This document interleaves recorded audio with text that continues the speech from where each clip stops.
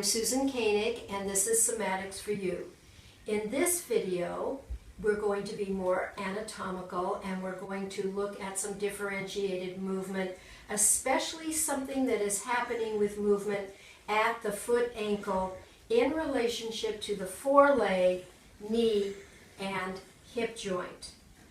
So let's just look at a few anatomy terms. This is your tibia bone, the big bone in the foreleg. On the lateral side is the fibula.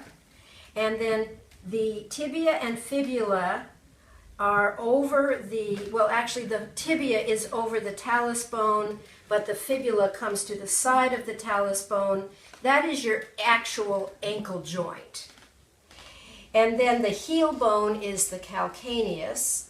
And then on the inside of the foot, between the talus and calcaneus, you have a subtalar joint that most people don't know about, but is very important to try to get movement in that joint for good foot-ankle movement. And then if you look at the foot, there's a lot of bones, and wherever you have two or more bones that come together, you have a joint. So the foot itself has a lot of joints and therefore a lot of movement. And together, of course, this is a skeleton, so it's pinned, and together the foot can make a lot of different movements. I'm going to lie down in just a moment, and I'm going to start in the hip joint, and then I'm going to move into an awareness of what's happening at the foot in relationship to the hip.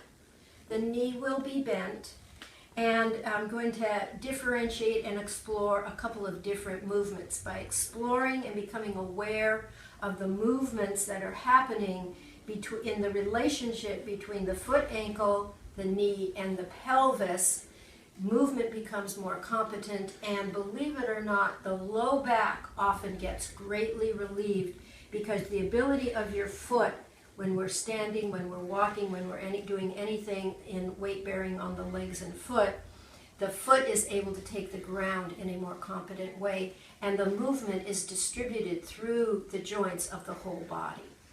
So now I'm going to lie down, and I've got my left leg bent, my foot is on the ground, and I'm going to call your attention to my hip joint first. And then I'll have the whole leg shown and what's happening between the hip and the foot ankle. My knee is just going to come along for the ride. And so I'm just going to gently move in my hip socket, my femur bone, in fact the whole leg. The movement is being generated with my femur moving in the hip socket. My knee is coming along for the ride, and my foot ankle are coming along for the ride.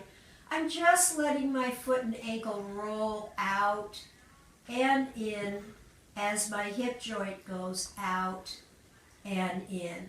I'm not really differentiating any movement in my foot ankle.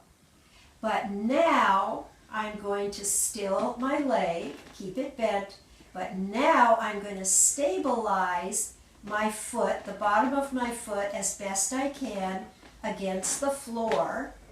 I'm going to make the movement much smaller, and now I'm going to move at my hip joint, but I'm also moving at the ankle joint with the subtalar joint also participating.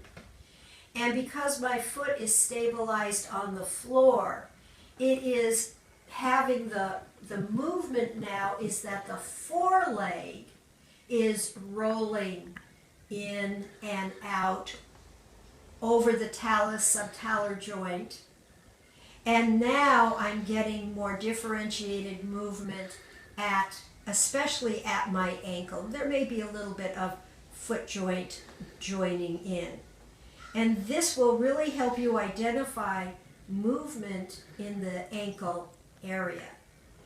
If I bend my leg and put my foot in the air, now I can move my foot in all kinds of directions. I can point and flex, point and flex. This is more ankle.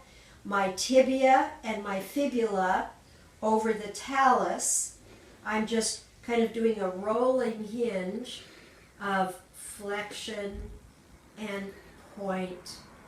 I can roll my foot from side to side, but I'm still generating the movement from my foot. When I put my foot down on the floor and stabilize the bottom of my foot on the floor, and now I generate movement from the hip.